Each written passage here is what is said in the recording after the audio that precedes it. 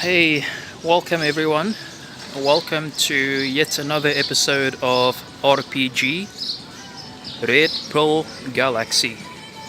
This is your host, and I'm coming to you from a very sunny Sochi, Krasnodar Krai, Russian Federation. As you can see, the weather is amazing, and we literally within about a 10-minute walk, a nice 10-minute leisure stroll from where I live. As you can see, this city is pretty much up close. It's very beautiful, and as we walk, pretty soon you'll be able to see the Russian flag. So actually today it wasn't my intention to do a video, but just yesterday, as I'm doing this, it's now the 10th of May.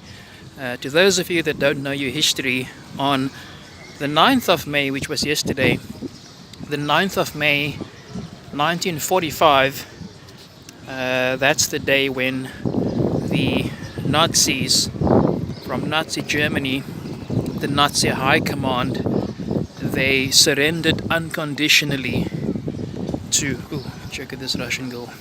They surrendered unconditionally to the Soviet Red Army, and this is why it's known in Russia as Dnyom Pobedi or Den Pobedi, same thing. Dnyom Pobedi or Den Pobedi means Victory Day. This was the day. It was actually 11 p.m. or just after 11 p.m. in Germany, in Berlin, when the Nazis surrendered unconditionally to the Soviet Union. But in Moscow it was already the 9th, and that is why Victory Day or Den Pobedi is celebrated on the 9th and not on the 8th as it was in Berlin at the time. We're talking about Moscow time, so it was just after 11 p.m. in Berlin when the Nazis surrendered to the Soviet Red Army, but it was the 9th Moscow Standard Time in Russia, or the Soviet Union as it was at the time. Now, why am I telling you this? What made me connect Victory Day to today's video where we speak about alpha males, beta males, gamma and omega males? Well, you gotta bear the following in mind, okay? When Germany invaded Poland, Lithuania, France, and all those countries, Belgium, they all fell one after the other, some in a matter of days, France in a matter of weeks. But the Soviet Union, 4 years, 1941 to 1945. Okay, and all these countries fell within weeks or months, but yet the Soviets, it took them 4 years, and even then, after 20 million men died, Soviet men, you still had Germany being brought to its knees. Okay, this is as many of you probably know, the Soviet emblem of the Soviet Union.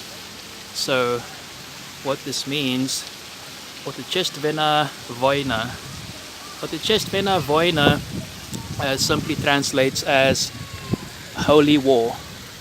And this hammer represents hard work, and the sickle represents the gathering of food. So you would know that when you take the sickle, you would use it to gather the corn and the crops, and the hammer represents hard work industries like engineering, architecture, building, anything that required a lot of sweat and a lot of hard work.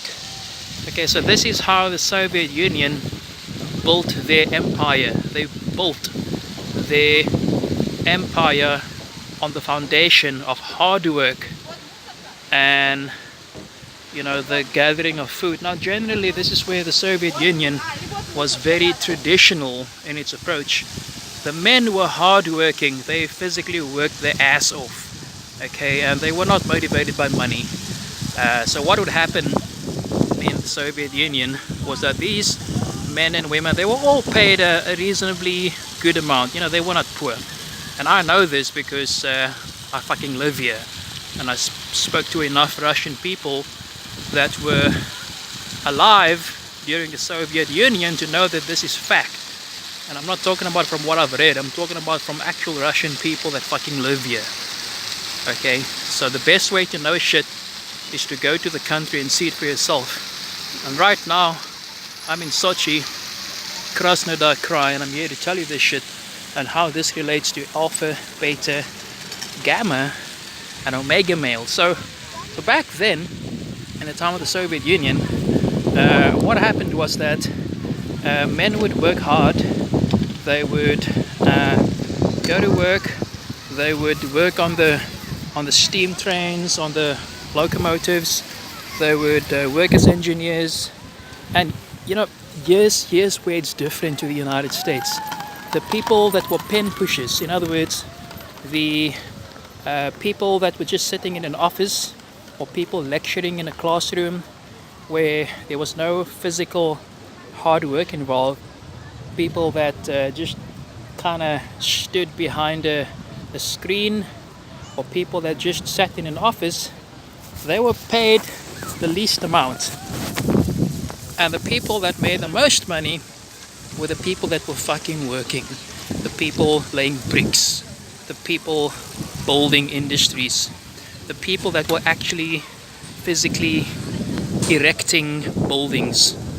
These were the people that actually made the money. So if you wanted to make shitloads of money, all you had to do was work in basically work with your fucking hands. That's how you made money in the Soviet Union. And that's the men that the women found attractive. These were the men that got laid. So if you wanted to be alpha, you know, this is alpha down to the truest form. If you wanted to be a fucking alpha male, you fucking had to get off your ass. You had to go out in the sun.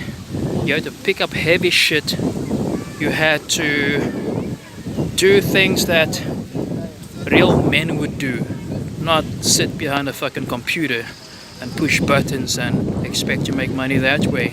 Back then, a woman saw you as a real man, and a lot of them still use it today. A lot of women saw you as a real man if you worked with your fucking hands, if you lifted heavy shit like you were laying bricks, building buildings, working as an engineer, constructing shit and making shit happen. Okay, these were the kind of men that they looked up to. And because they were lifting heavy shit, because they were bricklaying, they were moving stuff, even the plumbers, even people paving roads, they had to carry the axe, they had to carry the picks, they had to carry the shovels. As a result of lifting these things, they were reasonably athletic and muscular. They weren't bodybuilders, although there were those. But for the most part, by lifting heavy shit, they looked quite athletic. And this made them more attractive to the women. And the women, they were very feminine. They were pretty much wearing things that ladies would wear. They did not try to be masculine. They did not try to be like men. When the man came home, they cooked him a warm meal. They would take off his shoes. They would cuddle up with him. They would absolutely know that it was their duty to please their man sexually. This is how their mothers taught them. They were taught, the women, as young girls, that if you want to keep a man And here's the thing.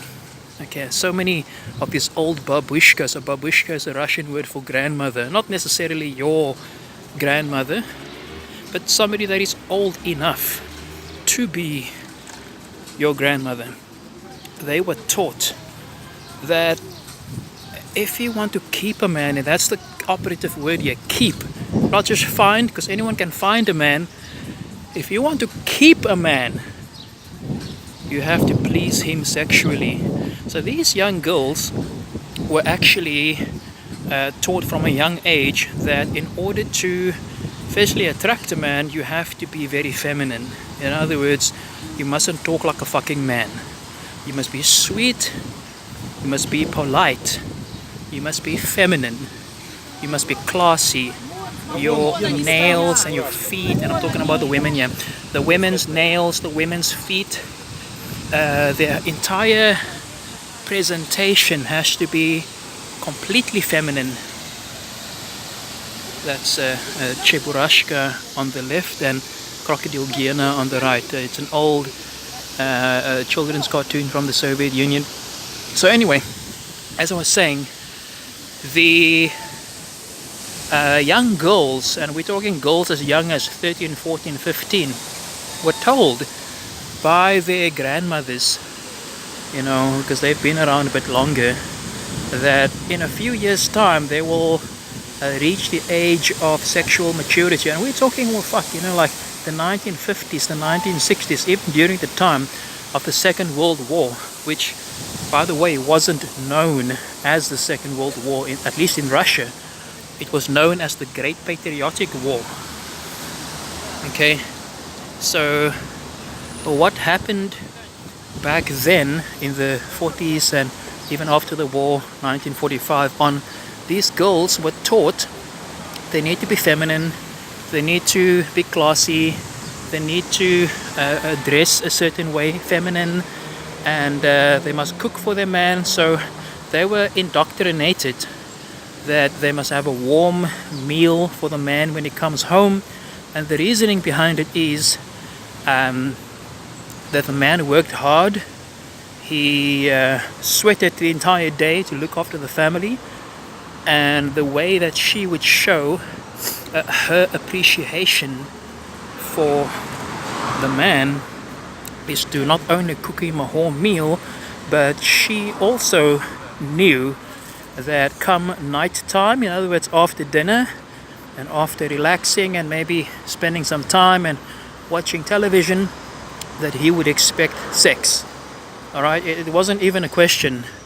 She fucking knew without having to ask that. She now, it's a fucking job. You know, like when a man goes to work between 8 and 5 p.m. and he comes home at 6 or at 7, it's not even a question. The man fucking had to do it. It wasn't even asked, are you going to work today? Fuck no.